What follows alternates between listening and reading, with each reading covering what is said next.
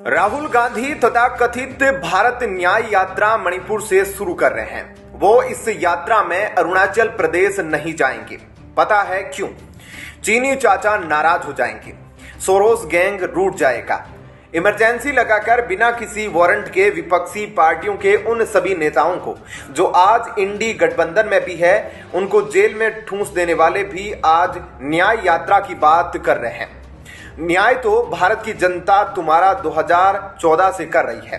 कांग्रेस अब अगले 3-4 महीने व्यस्त रहने के लिए नई नौटंकी कर रही है। भारत न्याय यात्रा, इसमें मणिपुर से महाराष्ट्र की यात्रा होगी। इसके लिए जोर शोर से तैयारी की जा रही है और एक वीडियो भी बनाया गया है। वही वीडियो सभी कांग्रेसी और सहयोगियों के सोशल मीडिया हैंडल्स पर छाया हुआ है। लेकिन वीडियो में एक कांड हो गया। बैकग्राउंड में जिन महिला की आवाज इस्तेमाल की गई वो स्मृति ईरानी जी की है, जिन्होंने राहुल गांधी को उनकी खानदानी सीट पर हरा दिया था। अब और कितने अच्छे दिन चाहिए। कांग्रेस पार्टी मणिपुर से लेकर मुंबई तक भारत न्याय यात्रा निकालने वाली है। इसकी तैयारियां की जा रही है और इस यात्रा के लिए एक प्रोमो वीडियो तैयार किया गया था। इस प्रोमो वीडियो में जिस कविता का उपयोग किया गया, वाजपेयी जी की कविता थी, जिसे बीजेपी नेता स्मृति ईरानी ने आवाज दी थी। कांग्रेस पार्टी को अब इस गलती का पता चला तो आनन फानन में वीडियो डिलीट कर दिया गया।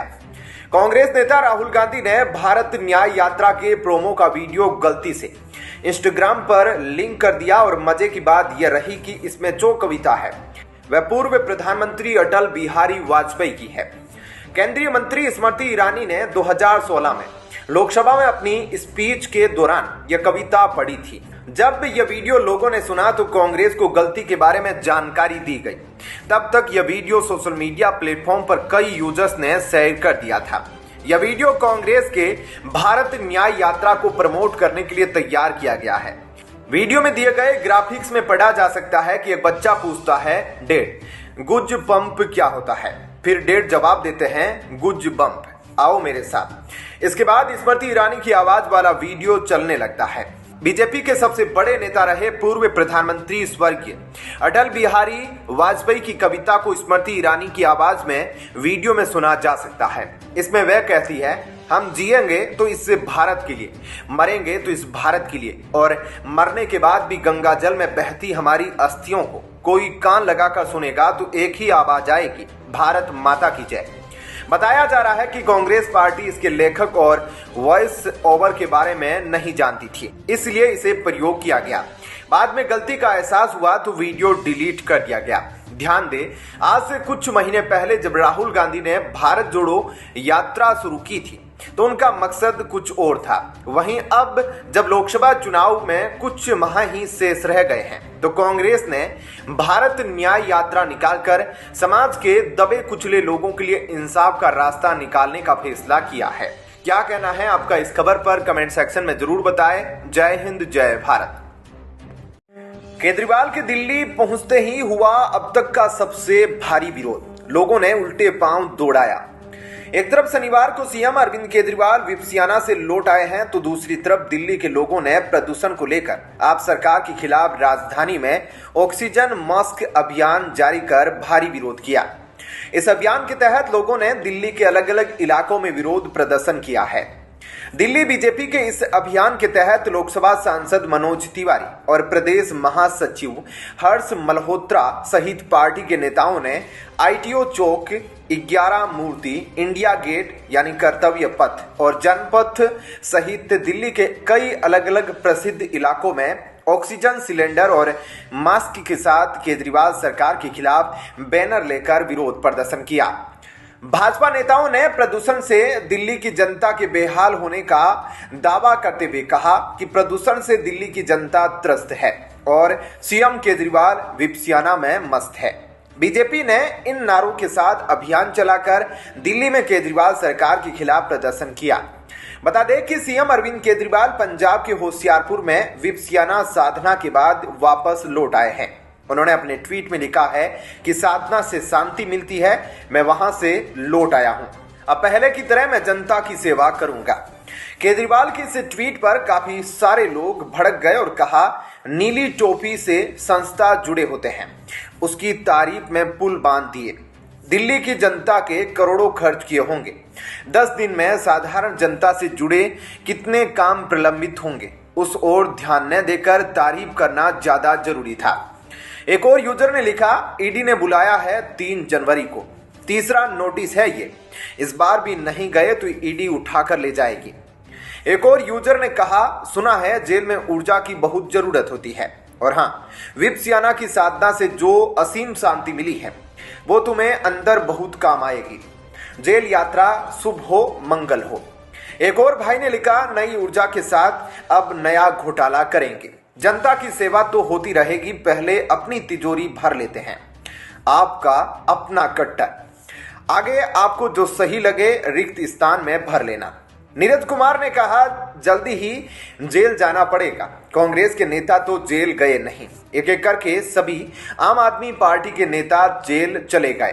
तिहाड़ में तसल्ली से 9-10 महीने विपसियाना और भजन कीर्तन करना। आप दिल्ली के सीएम अरविंद केजरीवाल 19 से 30 दिसंबर 2023 तक विपसियाना केंद्र में साधना में लीन रहे। दूसरी तरफ प्रवर्तन निदेशालय ने दिल्ली शराब घोटाला मामले में सीएम अरविंद केजरीवाल को समन जारी कर 3 जनवरी 2024 को दफ्तर में पेश होने के लिए कहा है। दिल्ली के सीएम इस बार भी पेश होंगे या नहीं, यह अभी स्पष्ट नहीं है। आप नेताओं का इस बारे में कहना है कि ईडी का समन बीजेपी की साजिश है, जिसका हमारी पार्टी कानूनी स्तर पर जवाब देगी। क्या कहना है आपका इस खबर पर कमेंट सेक्शन में जरूर बताएं। वीडियो को लाइक शेयर जरूर कीजिएगा। जय हिंद, जय भारत। क्या दिन आ गए हैं। फारूक अब्दुल्ला भी भगवान राम के जीवन से प्रेरणा ले रहा है और ज्ञान दे रहा है, और कितने अच्छे दिन चाहिए मित्रों। 1947 से कांग्रेस और उसके सारे चमचे राम मंदिर को रोकने के लिए एड़ी चोटी का जोर लगा दिए, लेकिन रोक नहीं सके। श्योर, अब सारे धोखेबाज फिर अपनी धोखेबाजी का परिचय दे रहा है। फारूक अब्दुल्ला कब क्या बोलेंगे कह नहीं सकते। कभी पाकिस्तान से मित्रता की बात, उग्रवादी वो शुरुआत से पाकिस्तान से आते रहे हैं। कभी कश्मीर के लिए चीन से मदद मांगने की धमकी, कभी अलगाववादी अंजाम देते हैं तो कहते हैं कश्मीर अशांत है। भगवान श्री राम की नगरी अयोध्या पूरी तरह से सज चुकी है। आज अयोध्या एयरपोर्ट का पीएम मोदी उद्घाटन करेंगे। 22 जनवरी को राम मंदिर में प्राण प्रतिष्ठा कार्यक्रम है, जिसमें देश भर की तमाम बड़ी हस्तियां और साधु संत शामिल होंगे। इसको लेकर राजनीतिक बयानबाजी भी खूब हो रही है। हाल ही में मीडिया से बातचीत करते हुए नेशनल कॉन्फ्रेंस के नेता और जम्मू कश्मीर के पूर्व मुख्यमंत्री फारूक अब्दुल्ला ने मंदिर के उद्घाटन पर बधाई दी है। महत्वपूर्ण बात यह है कि उन्होंने इस बात पर जोर दिया कि भगवान राम सिर्फ हिंदुओं के देवता नहीं, बल्कि पूरी दुनिया के देवता है। समाचार एजेंसी ANI के साथ एक्सक्लूसिव इंटरव्यू में अब्दुल्ला ने भाईचारे का संदेश दिया। जानकारी के लिए आपको बता दें कि फारूक अब्दुल्ला ने कहा, भाईचारे का धीरे धीरे कम होना चिंता का विषय है। न्यूज एजेंसी से बातचीत में उन्होंने कहा, जिन लोगों ने राम मंदिर निर्माण की दिशा में काम किया है उन्हें बधाई देना जरूरी है, और अब जब यह बनकर तैयार हो गया है तो मैं बधाई देता हूं। भगवान राम सिर्फ हिंदुओं के भगवान नहीं है, वे पूरी दुनिया के हैं। अब्दुल्ला ने टिप्पणी की कि भगवान राम भाईचारे, प्रेम और पारस्परिक सहायता की बात करते थे। उन्होंने इस बात पर जोर दिया कि उन्होंने कभी भी धर्म या जाति के आधार पर किसी को नीचा दिखाने के विचार की वकालत नहीं की है। अब्दुल्ला के अनुसार भगवान राम का संदेश धर्म और भाषा की सीमाओं से परे सार्वभौमिक है। आपको बता दें कि हाल ही में जम्मू कश्मीर में कई आतंकी घटनाओं और जवानों के बलिदान को लेकर बात करते हुए फारूक अब्दुल्ला ने एक बार फिर पाकिस्तान से बात करने की सलाह दी। उन्होंने दोनों देशों को परमाणु शक्ति संपन्न मानते हुए पड़ोसियों के साथ दोस्ती और संचार के महत्व पर जोर दिया। अब्दुल्ला ने आतंकवाद की निंदा करते हुए दोहराया कि धर्म कभी भी आतंकवाद पर प्रतिबंध नहीं लगाता है। बताते चले कि अभी 3 दिन पहले ही फारूक अब्दुल्ला ने कहा था कि यदि आतंकवाद पर पड़ोसी मुल्क पाकिस्तान से बात नहीं की जाएगी तो जम्मू कश्मीर की हालत गाजा जैसी हो जाएगी। इन महाशय फारूक अब्दुल्ला से कोई पूछे कि कश्मीर को गाजा या फिलिस्तीन कौन बनाएगा? जो 1-1 किलो आटे के लिए परेशान है, उसकी औकात है बम गिराने की या अपनी दलाली न चल पाने के या अपनी दलाली न चल पाने से इतना परेशान है कि उनको खुद नहीं समझ आ रहा है कि क्या बोलना चाहिए, किस जगह बोलना चाहिए और कब बोलना चाहिए। यही नहीं, फारूक अब्दुल्ला ने कहा कि लोग चुनी हुई सरकार चाहते हैं। उन्होंने जम्मू कश्मीर में जल्द चुनाव कराने पर भी जोर दिया। क्या कहना है आपका इस खबर पर कमेंट सेक्शन में जरूर बताएं। जय हिंद, जय भारत। सत्ता की भूख अच्छे भले बंदे को भी झूठा बना देती है। कितना अफसोस होता होगा उन्हें जो अभी ईडी केस में जेल में बंद है। सोचते होंगे काश मैं भी झारखंड या दिल्ली का सीएम केजरीवाल होता, ईडी को ठेंगा दिखाता रहता। गजब का आत्मविश्वास है आपियों में। एक के बाद एक घोटाले खुल रहे हैं। सिसोदिया, संजय सिंह जेल में हैं, जमानत नहीं मिल रही। सत्येंद्र जैन महीनों तक जेल की रोटियां तोड़कर बड़ी मुश्किलों से बीमारी के बहाने से जमानत पर है। और कहीं अंगूठा भी न लगाने वाले केजरीवाल को ईडी का तीसरा समन मिलने के बाद भी आप ये कह रहे हैं शराब घोटाला हुआ ही नहीं और सरकार ने झूठा केस बनाया हुआ है। यानी ट्रायल कोर्ट, हाई कोर्ट और सुप्रीम कोर्ट सब फर्जी केस चला रहे हैं। वहीं अब जो 4 सबूत मिले हैं उससे केजरीवाल का बचना मुश्किल हो गया है। कुछ हाई प्रोफाइल बैठकों के बारे में करीब 4 बयान, अरविंद केजरीवाल, उनके करीबी सहयोगियों और कथित आबकारी नीति घोटाले के संबंध में रिश्वत लेने के आरोपियों के बीच व्हाट्सएप चैट और फेस टाइम कॉल का विवरण, यह कुछ सबूत है जिनके आधार पर न्यूज 18 को पता चला है कि ईडी ने दिल्ली शराब कांड में दिल्ली के मुख्यमंत्री अरविंद केजरीवाल को 3 समन जारी किए हैं। अरविंद केजरीवाल पहले ही ईडी के 2 समन को दरकिनार कर चुके हैं और जांच एजेंसी को पत्र लिखकर तीसरी बार भी उपस्थित होने में असमर्थता जाहिर कर चुके हैं। अरविंद केजरीवाल ने ईडी से कहा था कि मैंने अपना पूरा जीवन ईमानदारी और पारदर्शिता के साथ बिताया है, मेरे पास छिपाने के लिए कुछ नहीं है। ईडी के सूत्रों के अनुसार दिल्ली शराब कांड के आरोपी और मुख्यमंत्री या सीएम के करीबी या कलीग के बीच कुछ व्हाट्सएप चैट्स और फेस टाइम कॉल के विवरण सहित यह कुछ ऐसे सबूत हैं जो उत्पाद शुल्क नीति को लागू करने में दिल्ली सरकार के कुछ वरिष्ठ कैबिनेट मंत्रियों की मिली भगत का संकेत देते हैं। एक सूत्र ने आगे कहा है कि पार्टी प्रमुख होने के नाते अरविंद केजरीवाल को ऐसे सभी लेन देन और समझ के बारे में पता था। सूत्र ने कहा कि उनकी उपस्थिति में कुछ कागजात पर हस्ताक्षर किए गए थे। हमें जांच से संबंधित कुछ अहम सबूतों के बारे में उनका बयान दर्ज करने की आवश्यकता है। सूत्र ने आगे यह भी कहा कि आम आदमी पार्टी के संयोजक अरविंद केजरीवाल को 3 बार समन जारी किया जा चुका है और उन्हें 3 जनवरी को पेश होने के लिए कहा गया है। अरविंद केजरीवाल एक बार सीबीआई के समक्ष पेश हो चुके हैं, जबकि ईडी के सामने अब तक वे पेश नहीं हुए हैं। बता दें कि इससे दिल्ली शराब घोटाला केस में आम आदमी पार्टी के 2 सीनियर नेता मनीष सिसोदिया तथा राज्यसभा सांसद संजय सिंह पहले से ही सलाखों के पीछे हैं। केंद्रीय अन्वेषण ब्यूरो सीबीआई ने आबकारी नीति घोटाले में कथित भूमिका को लेकर सिसोदिया को 26 फरवरी को गिरफ्तार किया था। वह तब से ही हिरासत में हैं। ईडी ने सीबीआई की प्राथमिकी पर आधारित धन शोधन मामले में 9 मार्च को तिहाड़ जेल में पूछताछ के बाद सिसोदिया को गिरफ्तार कर लिया था। सिसोदिया ने 28 फरवरी को दिल्ली मंत्रिमंडल से इस्तीफा दे दिया था। ऐसे में क्या कहना है आपका इस खबर पर कमेंट सेक्शन में जरूर बताएं। जय हिंद, जय भारत। पंजाब के होशियारपुर जिले के आनंदगढ़ गांव स्थित विपसियाना मेडिटेशन सेंटर में 19 दिसंबर की रात से साधना कर रहे मुख्यमंत्री अरविंद केजरीवाल शनिवार को दिल्ली लौटेंगे। मुख्यमंत्री केजरीवाल को रिसीव करने के लिए सीएम भगवंत मान शुक्रवार को ही चौहाल स्थित वन विभाग के रेस्ट हाउस पहुंच गए। बताते हैं कि मान को 30 दिसंबर को आना था, लेकिन मौसम को देखते हुए वे एक दिन पहले ही होशियारपुर पहुंच गए। शनिवार को केजरीवाल आनंदगढ़ के विपसियाना मेडिटेशन सेंटर से चौहाल पहुंचेंगे। यहां मुख्यमंत्री भगवंत मान उनका स्वागत करेंगे। इसके बाद हवाई मार्ग से दोनों आदमपुर एयरपोर्ट पहुंचेंगे। वहां से केजरीवाल हवाई मार्ग से दिल्ली के लिए रवाना हो जाएंगे।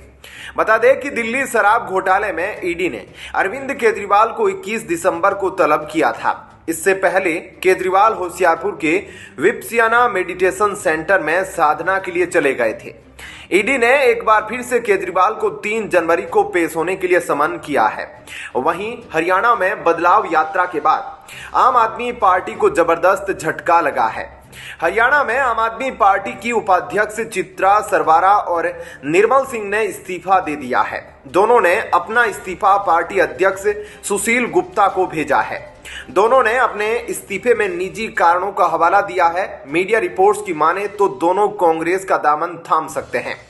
दरअसल चित्रा सरवारा निर्मल सिंह की बेटी है। साल 2019 में दोनों ने टिकट बंटवारे को लेकर कांग्रेस का दामन छोड़ दिया था और आम आदमी पार्टी में शामिल हो गए थे।